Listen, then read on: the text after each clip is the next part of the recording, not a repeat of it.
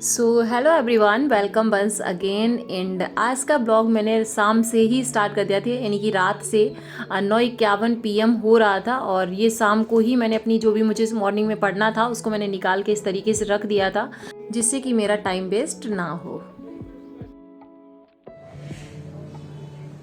So hello everyone, welcome once again. And I hope कि आप सभी लोग बहुत ही अच्छे होंगे और अपनी प्रिपरेशन को अच्छे से कर रहे होंगे। ओके, तो आज का ये जो स्टडी ब्लॉग है तो ये रिलेटेड है DSSB PRT plus KBS interview, दोनों की प्रिपरेशन आपको साथ में करनी है। अगर आपका स्कोर जो है कहीं ना कहीं कट ऑफ के आसपास है तो क्योंकि देखो, और जो भी प्रिपरेशन आप करते हो तो वो कहीं ना कहीं आपको हमेशा काम ही आती है। ओके, आज का जो मेरा ब्लॉग है तो सबसे पहले मैंने क्या किया था, आज 4 से 5 मैंने किया था इंग्लिश का रिवीजन, जैसा कि आप देखोगे अभी।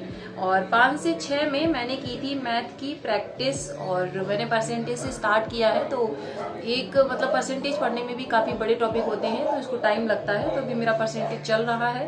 ओके, उसके बाद 6 से 6:30 में आज मैंने डिसाइड किया था कि मैं पार्क जाऊंगी, बट मॉर्निंग में ही आज बारिश हो गई तो वहाँ भी नहीं जा पाए। तो फिर मैंने वो भी जो टाइम था उसको डिनोट कर दिया मैथ्स के लिए, तो मैंने मैथ पे एक्स्ट्रा प्रैक्टिस कर ली थी। उसके बाद 6:30 से 7:30 मैंने किया था करंट अफेयर्स, जिसके मैं नोट्स अभी आपके साथ शेयर करूंगी।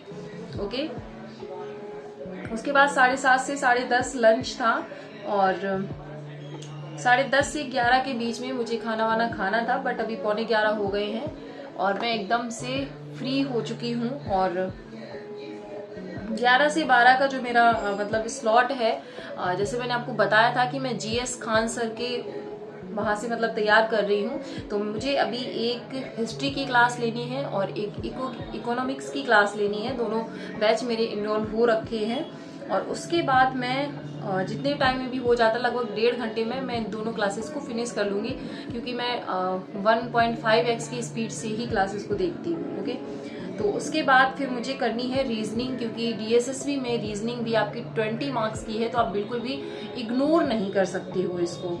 ओके, और उसके बाद फिर मुझे 2 से 4 में एनसीईआरटी को पढ़ना है, और इंटरव्यू की जो प्रैक्टिस करनी है तो डेमो या तो मैं ऐसे ही दूंगी अपने मतलब, और या फिर मैं उसको आप लोगों के साथ शेयर भी करूंगी। ओके, और उसके बाद आप लोग ब्लॉग देखिएगा और आपको पता चल जाएगा। तो फिलहाल 11:15 हो चुके हैं और अभी मैं जा रही हूँ मतलब मेरी जो भी क्लासेस हैं उनको लेने, उससे पहले मैं आपके साथ नोट्स शेयर कर देती हूँ। ओके, सो फ्रेंड्स, जैसे कि आप देख पा रहे होंगे मॉर्निंग का 4 AM हो चुका है। और good morning all of you. And मेरी प्रिपरेशन जो है अब स्टार्ट होगी, तो इसके बाद मुझे ज़्यादा से ज़्यादा 5 से 10 मिनट लगते हैं फ्रेश वगैरह होने में, और उसके बाद मैं थोड़ा सा पानी पीती हूँ। और अभी रात ही हो रखी है, मैंने लाइट भी नहीं जलाई थी, तो उसके बाद मैं बैठ गई हूँ पढ़ने। तो सबसे पहले, जैसे मैंने आपको पहले ही बता दिया था कि मैं करूँगी इंग्लिश की जो आज मेरा था वो थोड़ा सा प्रोनाउन बचा हुआ था, और उसके बाद मैंने एडजेक्टिव को पूरा कंप्लीट कर लिया है।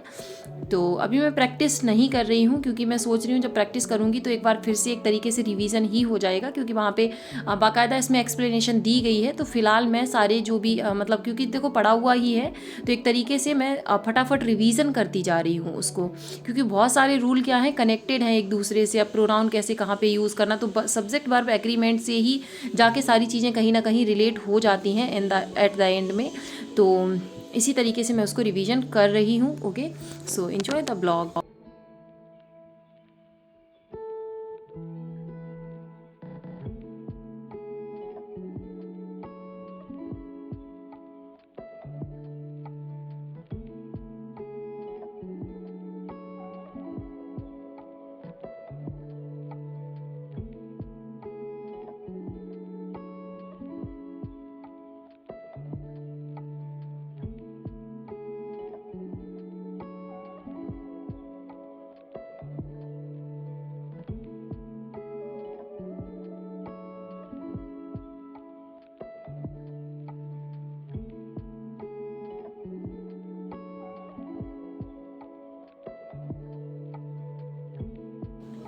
एंड अब मैंने स्टार्ट कर दिया था यहाँ पे, जैसे मैंने पहले ही बताया था आपको कि मैं एग्जामपुर विकास सर से पढ़ रही हूँ मैथ। आप लोग चाहें तो आप भी पढ़ सकते हैं, और वो जो प्लेलिस्ट है उसको मैं डिस्क्रिप्शन बॉक्स में डाल दूँगी, ताकि आप लोग भी उसको वहाँ पे विजिट कर सकें। ओके, और उसके बाद आप देखिएगा करंट अफेयर्स के नोट।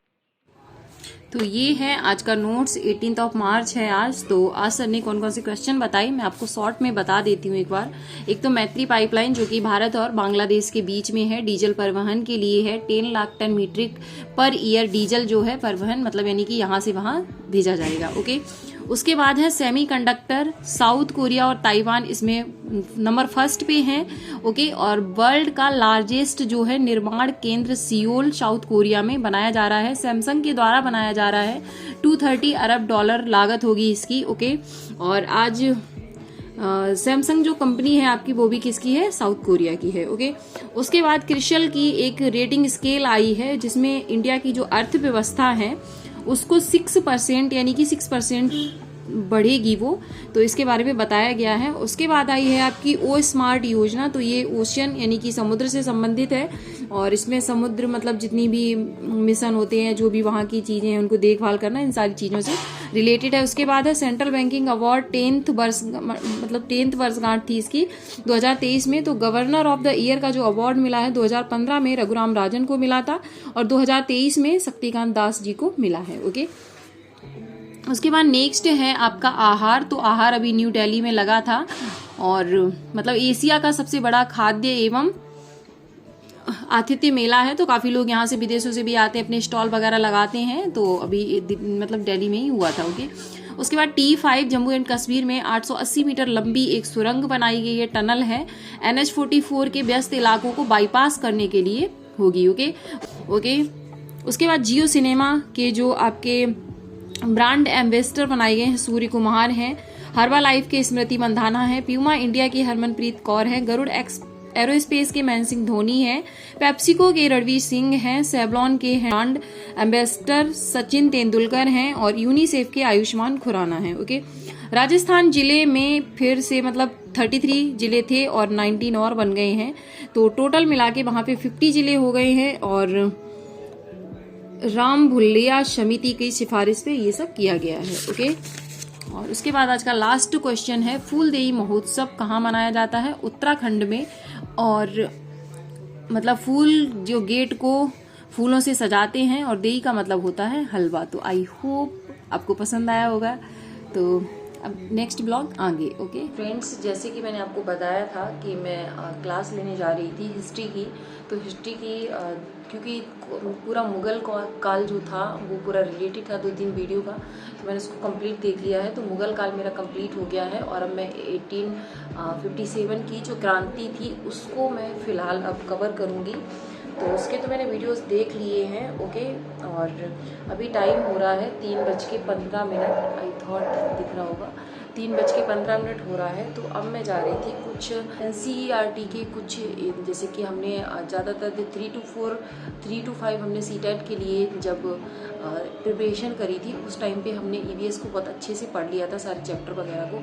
अभी हिंदी को भी 1 to 5 तो मैंने तो पढ़ा था और उसके बाद बची इंग्लिश, तो पढ़ लेती हूँ उसको। ओके, तो फ्रेंड्स 4:10 हो चुके हैं और NCERT में मैंने अभी फर्स्ट और सेकेंड की जो इंग्लिश की बुक है उनको देखा था। तो उसमें मतलब कोई स्टोरी या मतलब कुछ अच्छा सा मिल जाए मुझे, तो उसी को मैं चेकआउट कर रही थी। और अब फाइनली मेरी जो है हिंदी की तो मैं देखो ऑलरेडी पढ़ चुकी थी और EVS भी हम लोग पढ़ चुके थे और फर्स्ट और सेकेंड में EVS है नहीं, तो लगभग मेरी सारी ही बुक्स कंप्लीट हो गई हैं। अब मेरी सिर्फ मैथ और उसकी इंग्लिश की बची हुई है। तो देखो मैथ्स में आपको क्या करना है, मैथ्स की आपकी बुक्स देख लेनी है। तो कुछ 3-4 कॉन्सेप्ट जो है जो आपको अच्छे से आते हैं उनको जरूर तैयार कीजिएगा।